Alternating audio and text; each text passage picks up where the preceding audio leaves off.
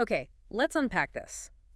Imagine stepping into a massive online world, one where the old medieval myths aren't just folklore, they're the ground beneath your feet. Right, like ghosts are real, magic is just there. And the entire place, from sprawling cities to, lonely homesteads, is built and shaped by the players. Exactly. You could be forging legendary weapons or uncovering ancient secrets, trading goods. Or maybe just finding the perfect patch of reeds for building your house. It sounds huge.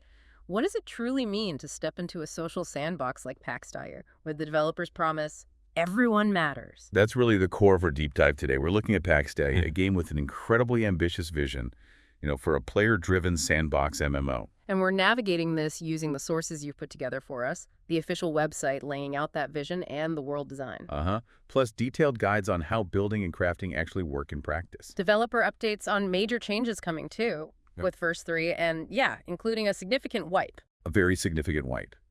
And crucially, also looking at the unfiltered discussions, the feedback from the community itself on places like Reddit and Steam. Right. So our mission is to synthesize all of this for you, the listener. We want to understand the developer's bold blueprint for PAX DEI. See how the fundamental systems like building, crafting, world exploration function, on the ground. Get a sense of the player experience, the good and the bad, filtered through that community feedback. And break down those big changes on the horizon, especially that upcoming wipe. What does it actually mean? Yeah, we want to give you the essential insights drawn directly from the material you shared so you can understand what this game is now, what it aims to be, and the journey players are on within it. So where do we even start with a vision this ambitious? I think the developers are quite upfront, not just about what the game is, but also what it deliberately is not. And that's interesting, right? They lead by managing expectations. They state very clearly this is not a theme park MMO. Right. No traditional quest givers with exclamation points. No linear story you're pushed through. No instance dungeons you queue for, no content gated strictly by level. They say the world itself is the mystery you explore. It's also important to note, they say it's not a medieval simulator.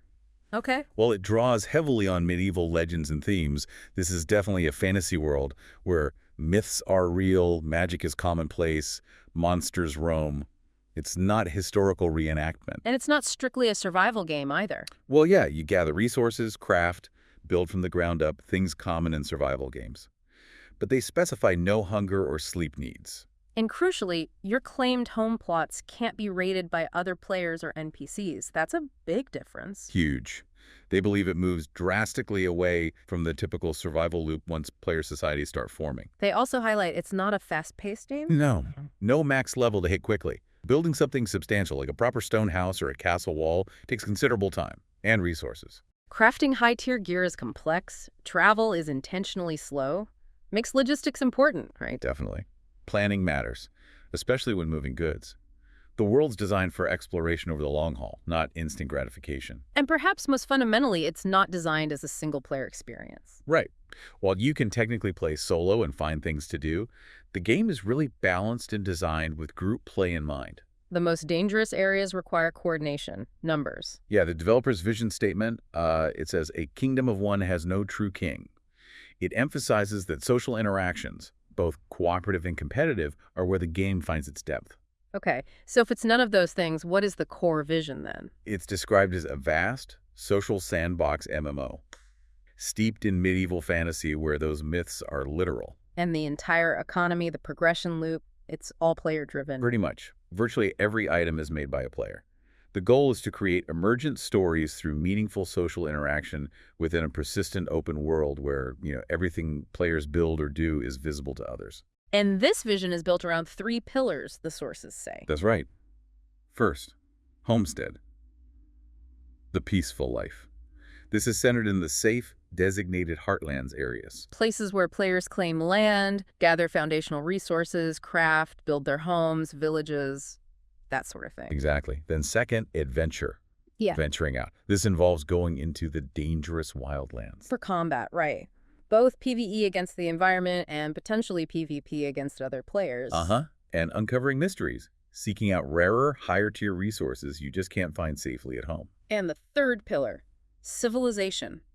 Large-scale collaboration. This is where guilds form. Players work together on massive building projects like cities, establish vibrant trade networks. And even engage in large-scale conflict, potentially. Potentially, yes. The developers strongly believe that in this player-driven world, everyone matters. Whether you're part of a group hunting a basilisk in the wildlands. Or just diligently picking flowers or mining basic stone back in the heartlands, every role supports the whole player ecosystem. Yeah, understanding that this isn't trying to be like WoW W or Valheim or Rust, but aiming for something different entirely. That's crucial context. It's a distinct design philosophy. Okay, so given that unique vision, how do players actually live in this world?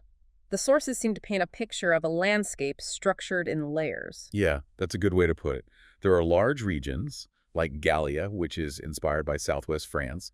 That's the starting point right now. And within regions are large provinces. Right. And provinces are divided into types. You have heartland provinces, which contain those safe home valleys. Where players can claim land and build without the threat of player raiding. Exactly. Then there are contested provinces, which are specifically designed for PvP combat and are generally more dangerous. They mention the heartlands are typically more central on the map, though the connections to dangerous zones can vary. Yeah, offering different levels of easy access to adventure depending on where your home valley is. The sheer scale at the early access launch, just focusing initially on Gallia, is described as around 300 square kilometers. Wow, that's a lot of ground to cover. It is. And speaking of ground, the world generation sounds interesting, described as procedurally assisted, meaning humans design the overall layout, the major landmarks, key points of interest.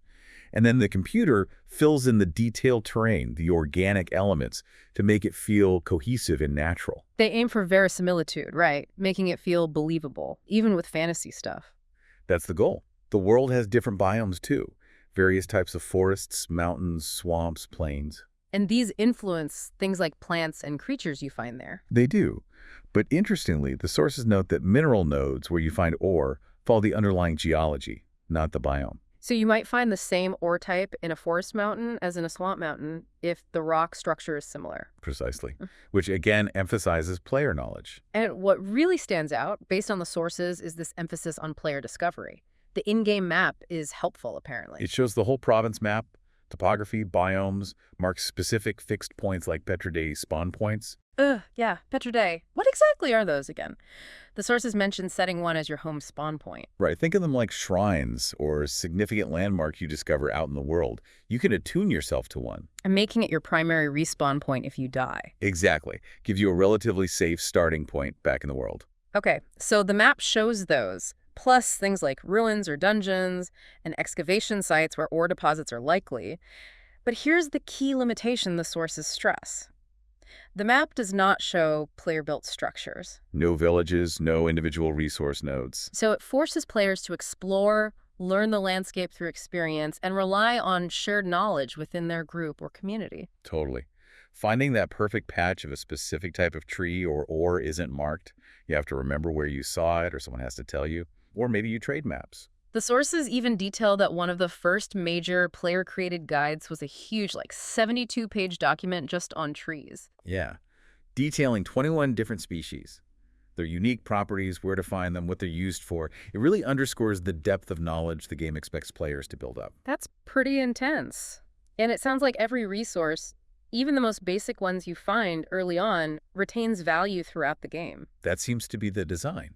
Resources respawn in the wildlands, though apparently in asymmetrical patterns based on geology, which again, rewards knowing the terrain. There's also a meaningful day-night cycle. Yep. Daytime is longer, supposedly for a narrative reason involving the sun. Night significantly impacts visibility, changes mob spawns. And can even affect resource availability or magic. Potentially. Weather like rain, fog, or clear sunshine affects mood and visibility too. And they mention celestial events, moon phases, aurora borealis might be significant omens or have gameplay effects. And transport isn't easy. That came up before. Right. While there's some individual teleportation, may be useful for quickly returning to a dungeon entrance or something. You can't just zip massive amounts of resources across the map. Logistics matter. A lot. Moving goods from a dangerous mining spot back to your safe home valley village requires planning, maybe guards, definitely group effort sometimes. Which naturally leads to building your place in this world. How do you even start? According to the sources, you need a construction hammer. A hammer. Okay. How'd you get one? You craft it by hand using two basic resources, gneiss and sapwood. Nice and sapwood. Are those just generic stone and wood names or specific types? Good question. The guide clarifies gneiss is a specific type of stone you find early on, needed for basic tools. Sapwood is wood from young trees. So you find those, craft your hammer by hand. And then use that hammer to claim one of your initial 2 plots of land in a designated home valley. Okay, plot claimed. Then you need crafting stations to actually build things, right? Like walls and floors? Correct. Essential early ones include the basic carpenter's workbench. You use that for crafting decor items, furniture like chests. And a wood chopping block for more complex wooden building parts. Exactly. Both of those are placed using that same construction hammer. And getting the initial materials for those stations and the buildings. You'll need a stone pickaxe to mine gneiss deposits and a handcrafted gneiss stone axe for chopping wood. Key early building materials mentioned are clay, gneiss, reeds, and sapwood. Uh-huh. And the guide specifically points out that finding clay can be tricky. It looks like little red clumps in unexpected places, not just, obvious riverbanks. So you gather, you craft tools, you claim land, build basic stations, then you start placing foundations and floors. The guide mentions you can demolish things with a hammer to get materials back. Yes, which is helpful for mistakes or rearranging. And once you craft items like chests at your workbench, you place them using the hammer again, but through a separate props tab in the build menu. And chests are private by default, but you can change permissions. Right. Private, public, or clan members only. You control who accesses your stored stuff. How do you get better buildings? Like moving from simple hut walls to cottage walls? Is that just finding new recipes? It's tied directly to the skill system. You start with basic building recipes. By crafting or using a skill like crafting items at the wood chopping block levels, your carpentry skill, you gain experience. Ah, okay. So doing the thing levels the skill. Exactly. Harder recipes give more XP. Leveling up specific skills unlocks new, better recipes and structures. So, yeah, you might unlock cottage walls once your carpentry skill hits level 5, for example. That makes sense. Crafting sounds like the absolute backbone of everything in this game. It really does. Yeah. The sources list a huge range of skills: alchemy, blacksmithing, baking, tailoring, even winemaking. Wow, winemaking. Yeah, every item used in the game is intended to be player-crafted, directly fueling that player-driven economy the Vision talks about. Now, for those venturing into the wildlands, combat is a factor. What do the sources say about the combat system itself? Is it complex? It's described as fairly basic, actually, centered around blocking with the right mouse button. Some specific gear pieces grant special attacks, like a shield bash or a jab. But what's notable is the absence of common MMO actions, like dodging, rolling, or dedicated parrying. Really? No dodge roll? Seems not. The focus appears to be on positioning, managing stamina, though, that wasn't detailed heavily in these sources, and timing your blocks. And again, they reinforce that combat in dangerous areas is designed with groups in mind. Soloing tough stuff is likely very hard. And if you die out there, the death penalty sounds pretty significant based on the sources. It is. When you die, you drop everything, your entire inventory and all the gear you were wearing. Just poof, on the ground. Ouch. So you have to go back. You have to travel back to the exact spot where you died to retrieve your corpse and get your stuff back. That could be a long trip back, naked and afraid. Is there any help with that? There's a corpse summoning mechanic. You can hold down the T key, apparently, or a party member can help you. And it brings your body closer. It brings your corpse closer to your current location, yeah. But the sources are clear. You still have to get physically close to the area where you died to use the summoning. It doesn't magically teleport it across the map to you. Okay, so it helps a bit, but doesn't remove the risk or the need to return. Right. You can also use that same menu to just teleport back to your chosen Petra Day spawn point. But that leaves your body bag and all your gear behind. Big decision. Okay, so logistics, risk management, absolutely key. What about interacting with other players, especially around your claimed land? Can people just use your stuff? Player interaction is pretty open on your plot, actually. Other players can typically use your crafting machines, like your workbench or chopping block, if they wander onto your land. But not your chests? Chests are private by default.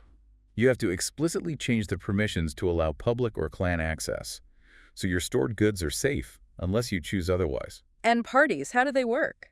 You invite nearby players, they accept via notifications. Parties are persistent, apparently, even if members log out and back in, which is helpful for ongoing group activities. And clans provide more robust control over communal land and features, presumably. Yeah, that seems to be the main mechanism for large-scale cooperation and land management. So that's the vision, the world, and how the core systems like building, crafting, and dyeing work based on the official sources and guides. But what are players actually saying about this experience out in the wild? Right. This is where the community feedback comes in, and it definitely paints a more complex, sometimes critical picture. It certainly does. The community discussions, particularly on platforms like Reddit and Steam, contain, well, a real mix of enthusiasm and some significant criticism. What are some of the major concerns you found popping up in the feedback sources? One prominent point of contention is the business model. There's criticism around the mention of a potential subscription model on top of the initial purchase price. Ah, the sub-debate. Yeah, some sources noted strongly negative reactions, terms like greedy devs appearing in discussions. There are also observations about surprisingly low player counts being discussed. Some threads cite numbers as low as like 200 peak concurrent players recently. Which, for an MMO aiming for large-scale civilization, is. Yeah. Yeah, that's a number that raises eyebrows in the community. Absolutely. Beyond player numbers, there are anxieties voiced about developer competence and the stability of the studio itself. Sources mention reports of layoffs. Yeah, figures ranging from 25% to nearly a third of the workforce cited in some places. And allegations of censorship regarding funding discussions on platforms like Discord. These things tend to worry players. Understandably. Those are serious points of friction being discussed. How is the community reacting to those concerns based on the sources? Well, some players are proposing alternative pathways for the game's future, especially given the current player base numbers being discussed. Like what? Suggestions include offering single-player or co-op modes, allowing private servers, or even open sourcing the game to enable modding. Framed as ways to potentially sustain the game long-term if the current MMO vision proves too difficult to achieve or attract sufficient players. Exactly. Some feedback sources express worry that the game, as it exists, might be way too big for the studio's britches, given the scale and the reported studio size and potential issues. And are there gameplay-specific frustrations being voiced, beyond the bigger picture stuff? Yes, definitely. Several players highlight difficulty for casual players, or specifically for those who primarily want to focus on certain crafting skills. That ones. Things like winemaking, fletching, or tailoring. Apparently, these skills often require specific resources that are only found in the dangerous wildlands. Ah, the zones explicitly designed for group combat. Right, so for solo players, or maybe small casual groups, venturing into these zones just to gather necessary crafting materials can lead to frequent deaths, lost gear. And long, frustrating journeys back to recover items, making progression in those crafting paths feel disproportionately punishing compared to, say, basic resource gathering. Exactly. That tension between the everyone matters vision and the reality of needing group adventuring for resources crucial to certain peaceful crafting paths seems to be a real pain point for some players. It highlights that while the goal is for every profession to matter, the path to advance in some might currently force engagement with the dangerous combat pillar in ways that aren't accessible or enjoyable for everyone. Especially solo or casual players. The sources mention a perceived lack of casual skills that can be leveled entirely in the relative safety of the home valleys. Okay, that's a clear point of friction between the vision and the lived player experience for some, but it's not all negative, right? Are there things the community feedback praises? Oh yes, absolutely. Many players express strong positive opinions about the building system itself. You see terms like fantastic building and building is amazing appearing frequently. So the core construction part is good. Seems like it. There's also appreciation for the early game experience, with some describing it as a relaxing or no-stress builder sim within the safety of the home valleys. That aligns with the homestead pillar we talked about. It seems like that part of the vision is resonating well. It does. The ability to claim land, build, create a home, that's a definite draw for many players, even if the journey into adventure or the path towards civilization is more challenging or controversial in its current state. Looking for the biggest thing on the horizon, and definitely a hot topic in the community discussions you provided, is the upcoming Verse 3 update and the confirmed wipe. This is a major event for the game and its players, right? Huge. Verse 3 is described as a significant overhaul, expected sometime in spring 2025, which, could mean by the end of June. Oh. And yes, it comes with an extensive confirmed wipe. Why are the developers saying this wipe is necessary? What's the justification? According to the updates, it's needed to implement substantial changes. We're talking changes to the world's geography itself, fundamental shifts in gear and crafting progression, adjustments to combat skills. And it also lets them clear out inactive plots and structures, address the ghost town issue some areas might have. Exactly. So it's not just a simple reset. It's tied to fundamental reworks of the game systems and world. Okay, so what exactly, based on the sources, is being wiped? Get specific. The sources are quite clear. The world geography is changing, so your current plot location will simply no longer exist. You'll need to find a new spot entirely. Okay, all placed plots gone. What else? Everything built on them is wiped. All your inventory, all your worn gear wiped. Existing clans are wiped and will need to be recreated. Skill. All character combat skills will be reset. The sources mentioned that crafting skills might also be partially or fully reset. That was apparently still under discussion when the source was published. Wow. That's pretty much everything then. Feels like starting over completely. Almost. There are two things the sources confirm are not being wiped. Which are? Your gold and your grace. Okay, gold is clear, it's currency. But grace. The sources mention it as a currency or resource not being wiped. Is there any more context on what grace represents in the game? Based purely on the sources provided, grace seems to be positioned as a special resource or currency, maybe linked to long-term progression, account achievements, or some kind of persistent favor. It's designed to carry over when most material possessions don't, a sort of persistence anchor. Got it. So gold and grace persist. What about compensation for all the lost materials, items, buildings people spent time on? The developers outline a compensation plan, similar to previous, smaller wipes they've done. There will be a redeeming queue. Okay, what does that mean? The goal is to return the materials used to craft the items and buildings players had, assuming those materials still exist in the new Verse 3 economy. So materials from furnishings, building parts, items in chests, stuff left in crafting machines, market stalls? Exactly. They aim to give back the base components. But the sources note that full compensation for all lost items isn't guaranteed. Correct.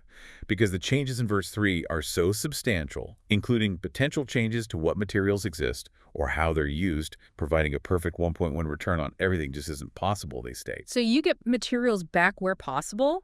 Anything else? In addition to whatever materials can be redeemed via the queue, every account will also receive 100 grace as a sort of universal compensation kicker. Okay. And what about servers? Any changes there with Verse 3? Yes, the server plan is changing.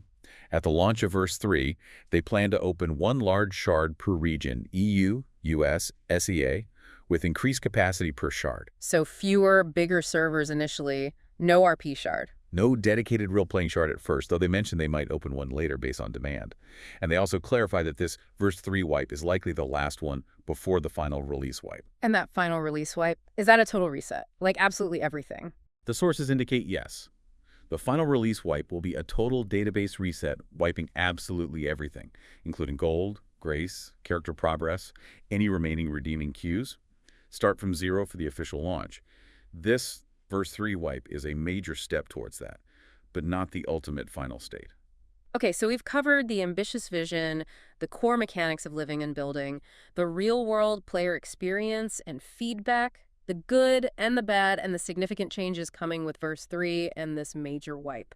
So what does all of this distilled information mean for you, the listener, trying to make sense of PAX DI? Well, it tells us PAX DI is a game with a very specific, very player-centric philosophy that actively steers away from familiar MMO structures. You have to know that going in. It requires a significant level of player investment, not just time, but in actively learning the world, seeking out others to collaborate with. And accepting substantial risk, particularly if you want to engage with activities that require venturing into those dangerous zones for progression, even for crafting sometimes. And the community sources reveal the realities of that vision, meeting the player experience during early access. There are clear points of friction. Definitely. From concerns about the business side and studio health to frustrations with gameplay loops that feel inaccessible or overly punishing for certain playstyles. Particularly solo or casual crafters, it sounds like, despite the praise for other aspects like the building system. Exactly. And the upcoming wipe, while disruptive for current players, is a stark reminder that this is early access. Major changes, reworks, resets, They're inherent parts of the development process as the developers iterate towards that final vision they've laid out.